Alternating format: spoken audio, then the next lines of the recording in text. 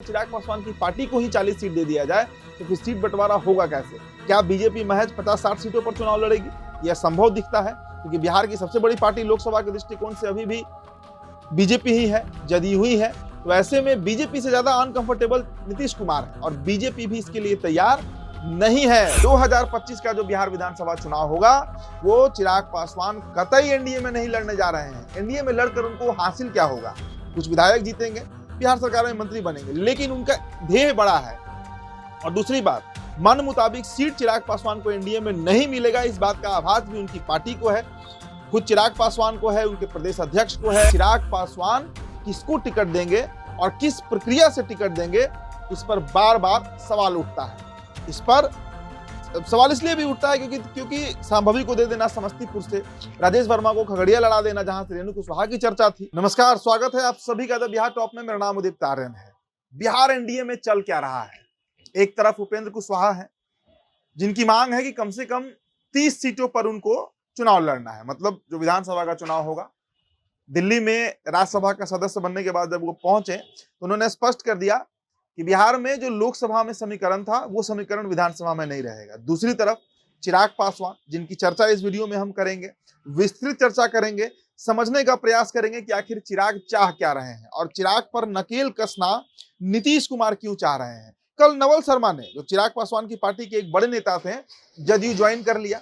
JDU join करने का मतलब क्या है, इस पर भी हम चर्चा करेंगे। लेकिन पहले आप ये समझिए, चिराग पासवान जब से ये सरकार बनी है, मतलब दिल्ली में जो एनडीए की सरकार है उसमें एक अहम सहयोगी के रूप में काम कर रहे हैं। बावजूद इसके हर मुद्दे पर बीजेपी का खिलाफत करना, वक्फ बोर्ड का मामला हो, क्रीमी लेयर का मामला हो, या सुप्रीम कोर्ट का जो आरक्षण पर फैसला आया था उस पर भी विरोध उन्होंने कर दिया। जाति जनगणना पर उन्होंने राहुल गांधी और अखिलेश यादव का समर्थन कर दिया। तो ऐसे में थोड़ी असहजता जरूर दिखी, लेकिन उसके बाद मामला जो है वो सुलझते हुए दिखा। लेकिन अब देखिए, जो ताजा खबर आई, पहले तो मटिहानी विधानसभा में ही उन्होंने कह दिया कि 2020 में मटिहानी हम जीते थे और इस बार फिर हमारा प्रत्याशी वहां से चुनाव लड़ेगा। मतलब राजकुमार सिंह जो लोजपा से लड़कर जदयू में गए, उनको सीधा चुनौती उन्होंने दे दिया। और अब इस पर नकेल कसने के लिए नीतीश कुमार ने भी अपना दांव खेला है। लेकिन उससे पहले आप ये जान लीजिए कि चिराग पासवान जो है, उनका ये कहना है, उनकी पार्टी का कहना है, उनकी पार्टी के कई नेता इस बात को बार बार कह रहे हैं, off the camera, off the beat कह सकते हैं आप, कि कम से कम, मतलब जो मिनिमम हमारा डिमांड है, जो हम अपेक्षा कर रहे हैं बीजेपी से, एनडीए से, 40 विधानसभा सीटों से कम पर तो लोजपा बिहार में लड़ेगी ही नहीं लड़ेगी। मतलब 40 विधानसभा सीट कम से कम है, इसके ऊपर आंकड़ा जा सकता है, 45 हो सकता है, 48 हो सकता है, 50 तक जा सकता है, या उसके भी ऊपर जा सकता है। अब चिराग के मन में क्या है ये तो चिराग पासवान ही जानेंगे, लेकिन उनकी पार्टी की तरफ से ये कहना है कि 40 सीट हमारा कम से कम डिमांड है। और इसको ही लेकर एक तरीके से दबाव की राजनीति जो है, यानी प्रेशर पॉलिटिक्स जो है, वो चिराग पासवान बार बार कर रहे हैं। अब देखिए, नवल किशोर शर्मा पर आइए, माफ कीजिएगा।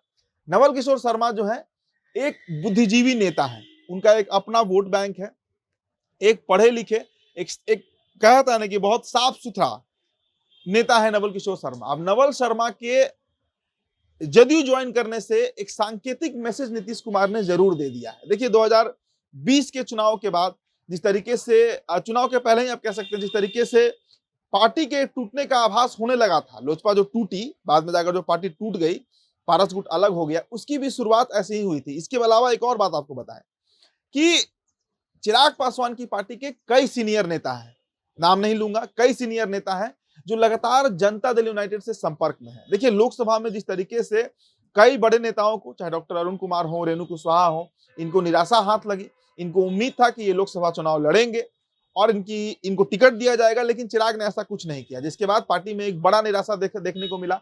और अब विधानसभा चुनाव को भी लेकर वो नेता जो आशान्वित हैं, जिन्हें ये लग रहा है कि चिराग उनको टिकट देंगे, लेकिन इस बात का भी डर उनके अंदर जरूर है।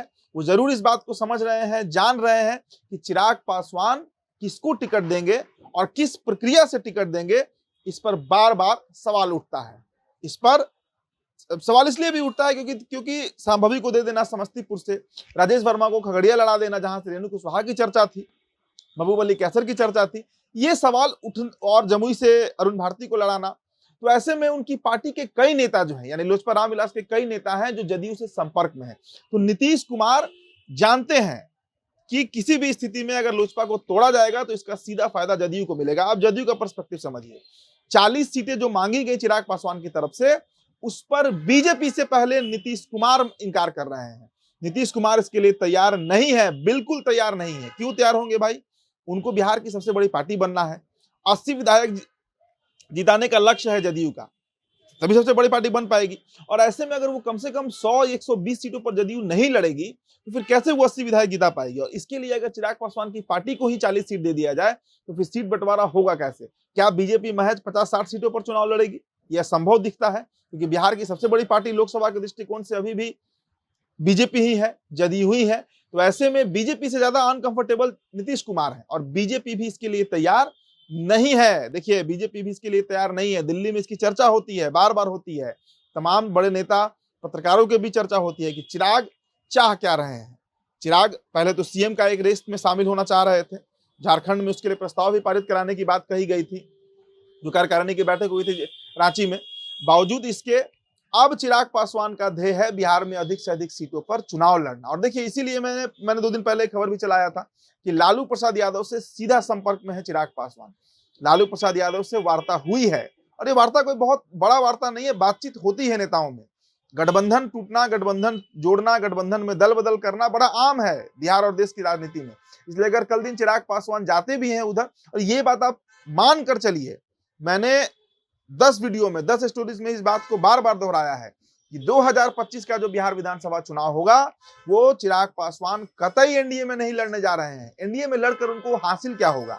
कुछ विधायक जीतेंगे, बिहार सरकार में मंत्री बनेंगे, लेकिन उनका ध्येय बड़ा है।